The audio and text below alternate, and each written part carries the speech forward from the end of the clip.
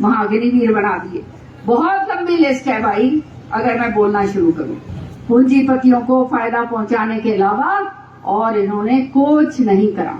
और जो हरियाणा की सरकार है, ये तो बल्ले बल्ले भाई, इनका इन्होंने तो जो हाल करे हैं सबके सामने।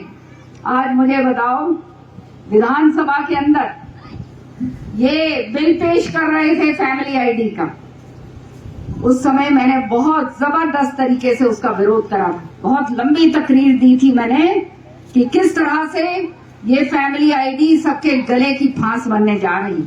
और मैंने कहा था कि इसको खत्म करो, नहीं तो ये लोगों को बहुत परेशानी का सबब बन जाएगा।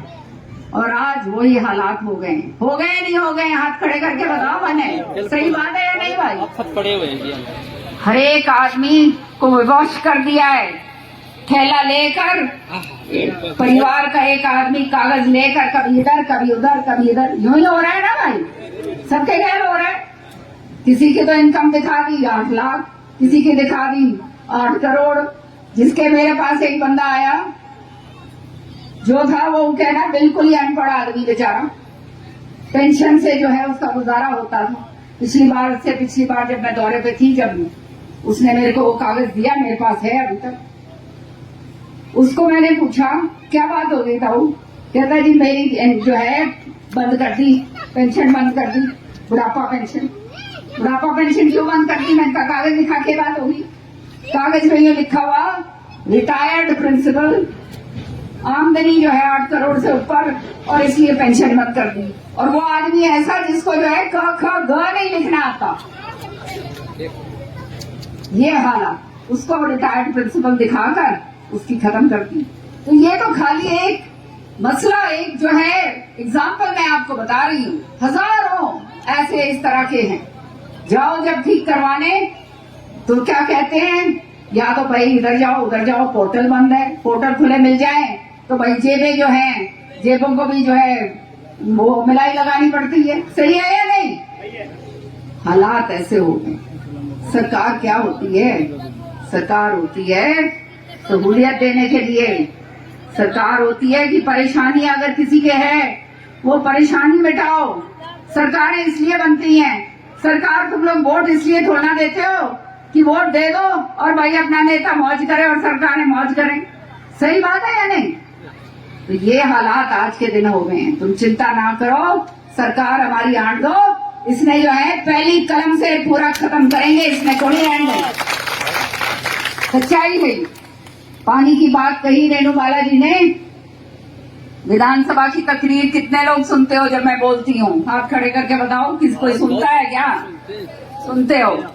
फिर आपको मालूम होगा कि किस तरह से पानी की आवाज विधानसभा में एक बारी नहीं, जब विधानसभा बैठती है साल में 2 बारी, कितनी जबरदस्त तरीके से मैंने आवाज जो है अपने हल्के की उठाती। अपने हल्के की ही नहीं, पूरे हरियाणा। हमारे समय पर पानी की कोई कमी नहीं थी भाई, पानी आया करता, क्योंकि किसी की मजाल नहीं थी कि हमारा पानी काट दे। एक जो है सुंदर ब्रांच की बात कही रेणु जी ने, सच्चाई ये है सुंदर ब्रांच के अंदर पानी कुड़िया हुआ है भाई, पानी काट दिया हमारा, तो कितने होगा भाई पानी? सच्ची बात है या नहीं? तुम चिंता ना करो, ईद के सरकार बनेगी भाई। जहां भी गया हुआ है ना पानी कट के, उड़े गए वापस लेके आऊंगी, तुम बिल्कुल चिंता ना करो, ये तुमने मेरा है। हर एक आदमी को विवश कर दिया गंदा पानी पीने से। जो है टैंकर आते हैं, टैंकरों के जरिए पानी पिया जाता है, उसमें 700-800 रुपए जो है महीने के लगते हैं। ऐसा ही हो रहा है ना? तो वैसे ही महंगाई इतनी, राशन महंगा, सारा कुछ अपना, ये तेल महंगा, ये गैस महंगी, और भाई पानी भी जो है पीने को मिले जब पैसे जेब से निकाल। ये हालात हो गए। मेरी माताएं बहनें जो यहाँ बैठी हैं गांव की, सारी की सारी सिर हिला रही हैं। मुझे मालूम है सबसे ज्यादा परेशानी तुम लोगों को होती। तुम्हारे साथ तो जो करा वो तो बहुत ही गलत करा।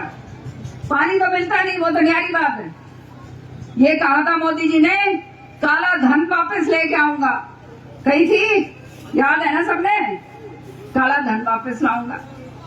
काला धन आ गया क्या भाई बताओ? काला धन को नहीं आया, काला धन जरूर काट दिया भाई। नोटबंदी इसी करी जो तुम धर रही थी ना बचा बचा के, एक एक दो दो 10 20 रुपए बचा के सालों सालों तक, जो जो अपने जो है संभाल संभाल के रख रही थी, वो सारे के सारे काट लिए। काटे या नहीं काटे? सही बात है ना। अब यूं बताओ, ये काला धन था क्या?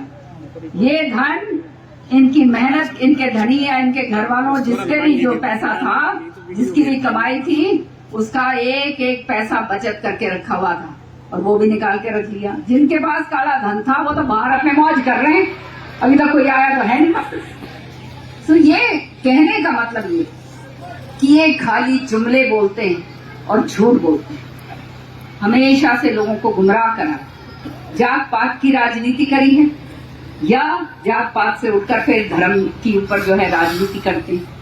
भैया राम मंदिर की राजनीति, अरे क्या हम राम से, प्रभु का हम नाम नहीं लेते क्या?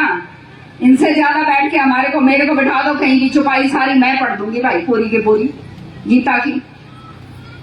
तो ये लोग जो हैं, इनका केवल एक ध्येय है कि किस तरह से आपस में इनको बांटो और बांट कर काम लो, और उसके बाद सत्ता हथियाओ, और उसके बाद ये जाएं भाड़ में।